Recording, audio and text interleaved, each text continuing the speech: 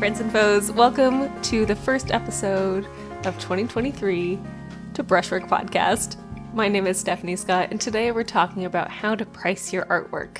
At the end of last year, I made a reel about how I price my prints over on Instagram, and many people asked me to do a whole episode on how to price your artwork, not just prints, but your commissions, what's the differences between how you price your paintings versus things that people ask you to paint specifically versus prints and, all things art and money. So in today's episode, I'm going to get granular. I'm going to tell you all the ways that I have priced my artwork in the past, why I don't use those methods anymore, what they're good for if you do want to try them, and give you a lot of suggestions on how to make some money with your art. I'm also going to tell you how I'm currently pricing my artwork and why I'm using this method. As a caveat, it is January of 2023. It's actually January 2nd of 2023. And if you are listening to this sometime in the future, the way I have priced my artwork might have changed when you're listening to this. So just keep that in mind. But this is accurate as of today. So here we go. Money and art is always a really interesting conversation. Knowing what something is worth artistically is complex and hard to grasp. How much your time is worth is also something that's complicated and has many factors. There are complicated equations on how to figure out your pricing with your artwork and with your time and with materials and everything. So let's dive in on how to get it right? At least right enough that it works for you and that you get paid, because I want to see you making money with your artwork, because that's what you do, right? Today I'm going to tell you about all the ways I've priced my artwork in the past. I'm going to tell you about why they didn't work for me in the long run and what I do now. If you're looking to price your artwork based on one of these methods, please keep in mind that I make abstract oil paintings on wood panel, and what works for me right now might not work for your artwork or your product. Okay, so my very first method I used was pricing based off of competition. This is a really common one. I feel like when you are starting out, you're like, okay, well, what are other people selling their artwork for, right? Who makes similar things as I let you do. Like, say you're painting a still life of sunflowers. That's my example today. And you go over to a little art show and there's someone selling a painting of sunflowers on a table, and you're like, okay, well, they sold theirs for $300, so that must mean I can sell mine for $300, and it'll be perfect. When you price based off of competition, you're assuming a lot of things if you aren't actually talking to that artist who's priced that work that way. You assume their experience, you assume their time, you assume their material cost, you assume all the little things that add up to create that price. And you're guessing. When I was first selling my first art products on Etsy, which were custom sketchbooks and also hand-painted Converse. These were shoes I painted customly for whoever wanted them. I would paint flowers, or I would paint fun tattoo-esque designs on them, whatever they wanted. I priced it based on my competition. At this point, I was making more of a craft than an artwork. And the details being where the items that I was making were usable, right? You can use a sketchbook. You can use painted shoes. It was easily comparable to others like it on the platform that I was selling it on, which is Etsy.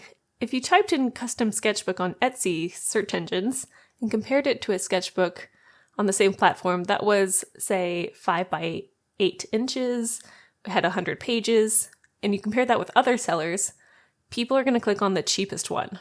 It's simply the nature of online shopping, right? If I sold my sketchbooks that I made that had like a star pattern on it, and I sold it for $34, and someone else saw something with a really similar pattern and a similar size, and it was $19, they're going to buy the cheaper one. What I wanted was to do price based on the time I spent making it and my materials, but that would mean that my sketchbooks would cost me $50+. Then I wouldn't have sold anything on that platform. So I ended up choosing $34 as my selling price for that sketchbook. On Etsy, my biggest problem was getting people to even look at my listing. So I devised a plan, and it's a pretty good one. I sold 99-cent paper samples that it would cost me about $3 to make and send. The paper sample included a piece of the cover paper, 2 pieces of the interior paper, sample cover papers for other books I made, and a discount code to my shop if they wanted to further purchase a book. Doing this made my listings of these sketchbooks the cheapest for any sketchbook category and got me thousands of people looking at those sketchbooks as like great advertising. So how it would show up on my pages was I would have a picture of the sketchbook in its full 100-page glory, and the listing would say 99 cents and up. When you clicked on the listing, you would see paper sample as the first drop-down item. And under that, it would be like 4x6-inch sketchbook or 5x8-inch sketchbook, etc. And so it would be like 99 cents for the paper sample, and then it would be, the $25 for the smaller sketchbook and the $34 for the bigger sketchbook, etc. This kind of pricing, having that 99 cents one, was advertising. It got me up in the search engines. It got me to be the most competitive of competitions. Other people weren't using this kind of paper sample to get their items up in the listings when they were trying to sell a sketchbook. And in doing so, I got so many people buying the paper samples. I think I sold 100 paper samples, which was like $1 each, right? And I was losing money on them, but I was also making money in other sales because they would come back. In the nature of Etsy, of some online selling platforms, when you have a buy like that, when it has like multiple sizes, it still counts as a sale, and it still counts as, oh, this is a hot item and people are really clicking on it. It's great. That said, that was a sketchbook. That was a craft. With fine art, it's really, really challenging to praise your art based on what other people are making. First, you have to categorize what specifically are you painting. Is it botanical art? Is it portrait drawing? Is it abstract? Is it sad? Is it cheerful? And then you have to find similar art, which is honestly a recipe for imposter syndrome if I've ever heard of one. And then you have to figure out if the price would work. When I started moving into fine art and selling that on Etsy, I had to abandon this pretty quickly. There are many people on that website, on that platform, that sell the same painting over and over again, and they're able to sell paintings for super cheap because they were batch making them, and I was making one-of-a-kind original artwork. I couldn't sell the work at all. People wouldn't buy it because I had to, one, either raise my prices or lose money on that item, or two, they would buy it, but it wouldn't be like the same quality as what they wanted from another artist. It was really, really tough. One thing I did learn from this way of selling art, though, of comparative selling, was the power of free shipping. Now, as makers, we all know that there is no such thing as free shipping in the world, but having a little sign that says free shipping next to your artwork is good for so many reasons when selling work online. First, there isn't a surprise cost at the end above the tax for the buyer. When they click add to cart, they aren't going to get sticker shock at a $50 to $400 upcharge for shipping their artwork to their home, I always put the cost of shipping into my final retail price of the artwork. I've been selling art long enough to know that certain sizes of artwork will take under $30 to ship, and others will take a much bigger chunk of change. One artist told me when I was kind of describing this cost to her was that she felt guilty for including the shipping cost into her prices when she was selling her artwork in person. I don't change the price of the art when I'm selling it in person versus online. The shipping cost is always in the cost of the artwork, whether the person who buys it picks it up in person or has me mail it to them. If they happen to get it in person, that portion of my sale that was dedicated to the shipping price picks up slack in other areas of my expenses. For example, gas bills to the show that I was selling my artwork in person, electricity, upgrades to my Twitch streams, to my podcasting, to my studio in general, and more. It always balances out, so I always include the shipping price in the cost of the artwork. The other reason not to change the price for in person versus selling online is that your prices stay consistent. If you're selling the same painting at 2 different prices at 2 different locations, it gets weird. People will start to wonder if they got a bad deal because they bought the artwork off your online store, or if they got a great deal because they bought it in person and then they will only look for your in-person events to go to and they'll never shop online if they want something from you. It's best to be consistent with your prices across the board, no matter where you are. Okay, so after I abandoned price by comparison because it was exhausting and not accurate to what my business needed. So my next system I used after ditching my comparative system happened because I was studying under a interior designer / office manager. I learned it from her when she saw my comparison system and was like berating me for underpricing my artwork because I had compared my artwork to others who were also doing abstract in the area, and I was choosing their cheapest prices to price my artwork with. She's like, Stephanie, you've under budgeted your work. You're underpricing your work. You're not making any money. This is not a business. This is a hobby that's not working. She then gave me a really common formula for selling anything, and she told me, you should consider this for your artwork. The formula is your price equals your time plus your materials plus 20%. This is really common for selling things, and I used this for a couple of years. I took one of my paintings, which was a 3x5 oil on canvas painting. It had taken me 32 hours to paint, and this was a painting I'd done for one of the offices that I was working with her on. In order for me to really get my head around this formula, I really broke it down. So I'm going to use this 3x5 painting as my example here. The canvas itself cost me about $40. I had gotten it on sale. It was a good deal. The oil paint that I used cost me about $15 total. I wasn't going through tubes and tubes of paint. It was minimal. And the art studio that I was renting cost me about $140 worth of use for that month. I didn't put my full rental cost into this because it only took me 10 days to paint in total. So that was that. The struggle with this system, with this formula, is that you have to estimate the cost of your other materials that you buy once. Estimating the cost of your brushes and easels and more permanent items in your studio into your materials is pretty tricky. If you choose this way of working, you need to think about some of the materials as consumables and some as one-off buys. At this point, I averaged that these things cost me about $25 per painting while making 4 to 6 paintings a month.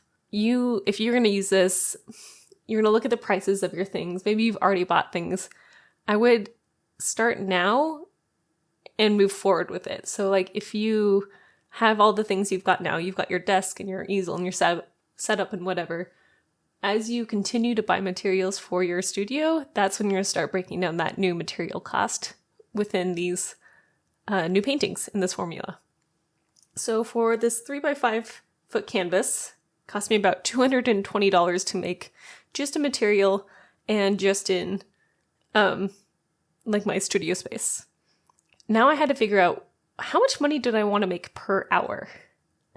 I feel like this part here made me not use this formula for a very long time, but this is what I worked with.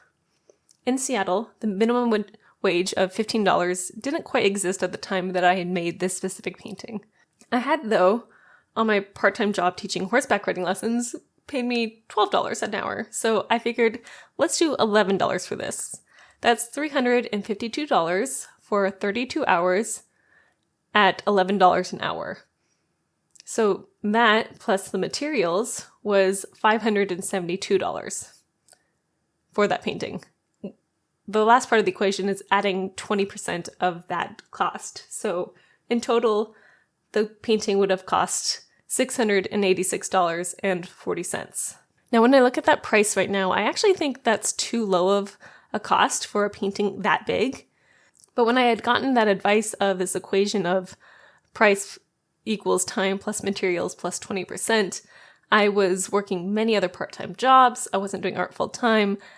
I was only a few years out of art school. The work I was making was more towards beginner than intermediate, and this number felt wildly overpriced for what I was making. making a 3x5 foot canvas for just under $700 felt way, way too expensive. Now, add in the idea that I wanted to have in free shipping. Sending a 3x5 foot painting anywhere in the US is between $150 to $400. Let's say it goes from Seattle to New York City. That would make the cost of this painting at least $1,086.40. Not to mention the cost of packaging also. That sounds like a lot of money, and I would have made about $350 profit from it. But I didn't price my work that way because I struggled to get any art sold for more than $250. I was a beginner. This is where I was. Getting any sort of painting sold for more than $250 was like a miracle. I was really, really trying, and I was a beginner. That's where I was at. So I ended up selling that painting, that 3x5 foot painting, for $275. And that honestly was a win for where I was at my career. Art is really subjective. Your skill as an artist is subjective. What people are willing to pay you changes versus what you can charge. It shifts all the time. I never seriously used this system for charging artwork as it wasn't right for where I was with my skills. Plus, to get the number down to what I was actually able to sell my artwork for, I would have had to reduce my hourly wage to about $2 an hour, which is extremely disheartening to think of as a young artist. You're like, oh, $2 an hour, that's cool. It feels like what you're doing is a waste of time, but really what you're preparing for is the long game. So it takes a long time to get these numbers up. This leads into the next way of pricing your artwork, which I learned in art school from a painting professor, which, now that I think back on it, was a really strange way to teach a young artist how to price their artwork, but this is what I learned from her. She said that the easiest way to price your artwork is entirely intuition-based. Golly. Okay, so this is how it works. Basically, she says you're just going to look at your painting, and let's use an 18 by 24 inch standard size as an example. And you say a number out loud. I might start at $200. And then you look at the work and you think, does this feel right? All right, so I'm looking at my 18 by 24 inch painting and I'm like, $200. Then you go higher or lower based on what your gut is telling you. You're like, $350? $800? $455? Yeah, that feels right. And I'm not kidding, I used this method for about 5 years. It's wildly inconsistent, and giving an estimate to, say, like a client who wants 4 paintings but isn't sure about sizes is a nightmare.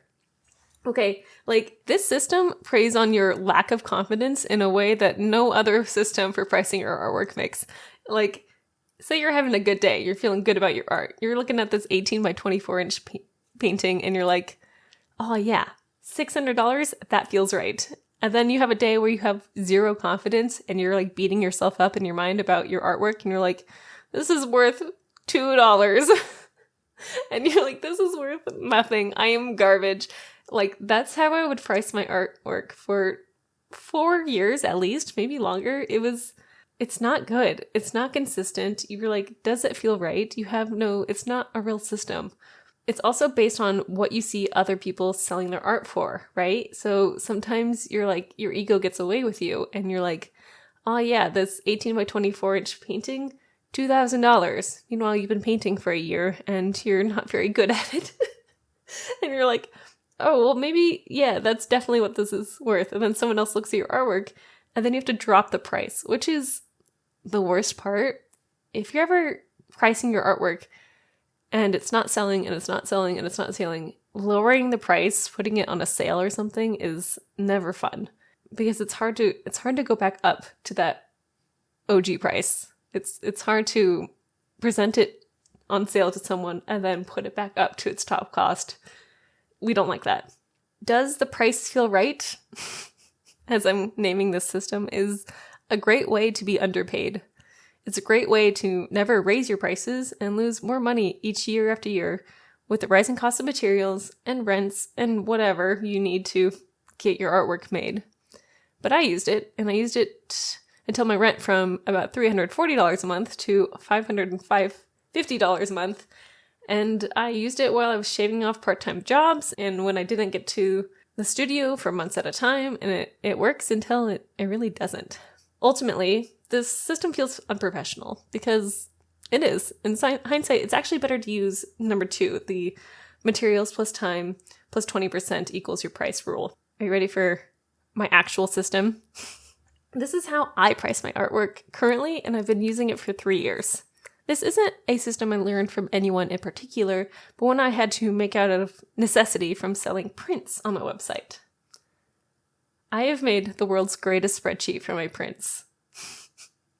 I love me a spreadsheet. And I showed this once to another artist and she was like, wow, that's a lot, Stephanie. And I'm like, okay, but like it makes my brain work.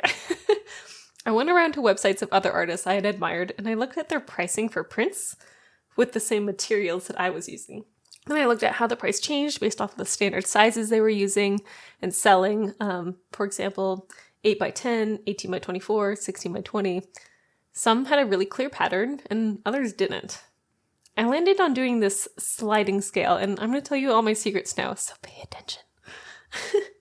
I made a category for each item I was selling on my website. The first being matte glisse prints, then tote bags, canvas wrapped prints, and so on. I noted the base price from Printful, which is my third-party printing service, the shipping cost for the item to its farthest distance, the cut that Printful takes with each sizing scale, and I made them into their own columns. Then on the x-axis, I wrote down every variation that there was for the item, every size of print, every depth of canvas, every combination that there was. Then I made another column, and this was the percentage of profit I would get from the retail base. Then I picked a price per square inch. Now this is the key. The price per square inch sets your price for everything. I started it at 50 cents per square inch until the percentage of the profit was over 20%. I landed this on $2 per square inch. This is how I price my prints. Every print is based off the square inch. It's $2 per square inch. Essentially what this does, it covers the cost of the shipping, the cut that the printing company takes, the cost of taxes, the cost of a discount if I ever choose to give a 10% off, and give me a good range of profit. With the sliding scale, the bigger the image, the more money I'm making. For example, when I sell an 8 by 10 inch print, I make a 37% profit. When I sell a 24 by 36 inch print, I'm making an 86% profit. There are miscellaneous costs to making prints, like the obvious ones of getting your photos taken, minor ones like website subscription fees. Those all get absorbed into the profit margins of the sales of these prints. I liked this system for selling prints so much that I moved it to my paintings. It gives me the flexibility to have sales and not lose money, which is what I was doing before. Like, I would have a 10% off sale and I would just lose money. It was so dumb. It's not wise. For paintings, I have 2 major categories when I'm creating these sliding scales. I have commissions, and then paintings I make just on my own. I start all of my paintings at $150. This is a reliable number that will cover the cost of my materials, excluding gold leaf if a client requires that. I then have a sliding scale for my price per square inch, because at a certain size, the price for the painting seems like way too much. So I change it. And here is my system. Right now, I price my paintings at $2.35 per square inch if the painting is 8 inches or smaller in any direction. I do $1.80 per square inch if the painting is 12 inches or smaller in any directions. And then I do $1.60 per square inch if it's 13 inches or bigger in any direction. This might be confusing, but with this system, a 10 by 10 inch standard painting will cost about $180. An 18 by 24 inch painting will cost $691. And a big painting that is like 3 by 4 feet will cost $2,764. If I were to have everything at $2.35 per square inch, the 3 by 4 foot painting would be $4,060, which feels way too high for the kind of work I'm making. So I scale down the price per square inch the bigger the painting is. For my commissions, I raise the price a little bit because I'm working with someone else's ideas and a timetable that's, shorter than my normal work. I raise it just by a little bit. It starts the same for a 8-inch or smaller painting. That's still $2.35 per square inch. But for a 12-inch painting or smaller, it's $2 per square inch. And for anything bigger than 13 inches in any direction, it's $1.70 per square inch. Again, the comparison is for a commission, a 10 by 10 inch painting will cost $200, but for something I'm making just myself, it would be $180. An 18 by 24 inch commission will be $734 versus if I just make an 18 by 24 inch painting myself, it'll be $691.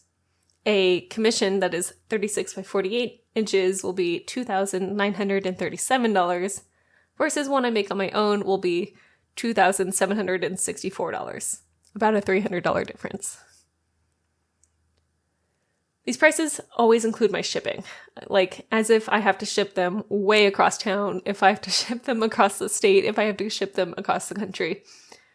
It includes the cost of the work being photographed, it includes my years of experience, it includes my materials, and it includes the bills to keep the lights on, and to pay myself, which is important.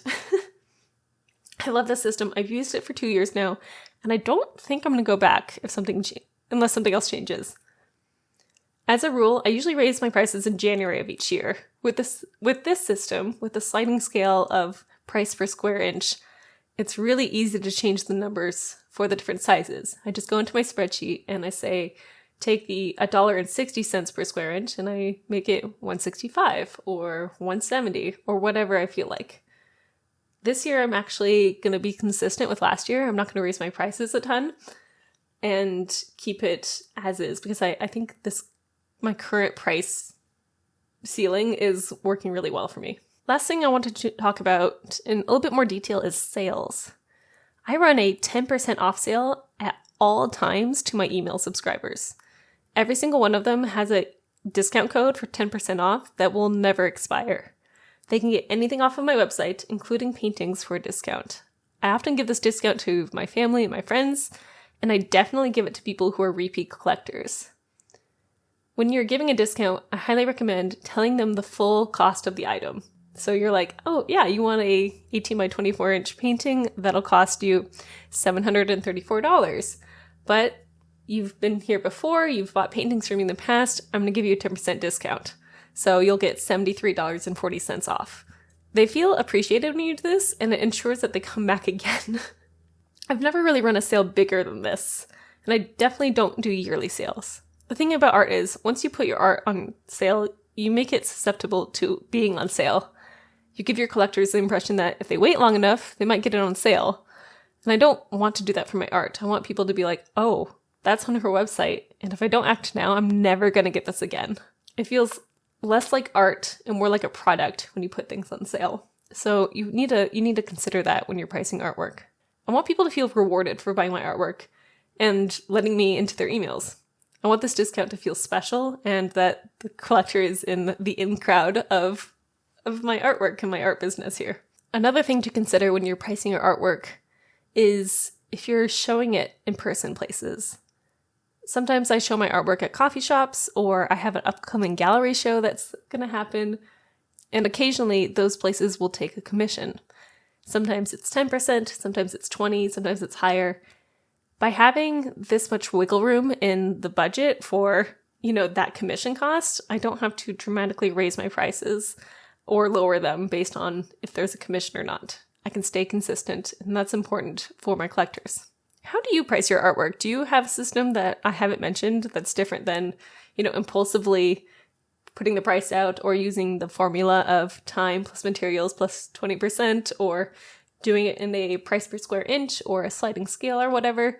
I want to hear about it because maybe we can chat about it. It'd be interesting. If you want to find me or the podcast, you can find me at BrushworkPod over on Instagram or at stephaniescott.art on Instagram as well. I hope that this podcast has been helpful and that you've gotten more ideas on how to price your artwork. I have everything that I talked about here written down on my website, so if you want a refresher, you can go visit it there at stephaniescott.art. Otherwise, I hope that this was helpful, and I'll see you next time. Happy New Year's, everyone, and make good choices. Bye now.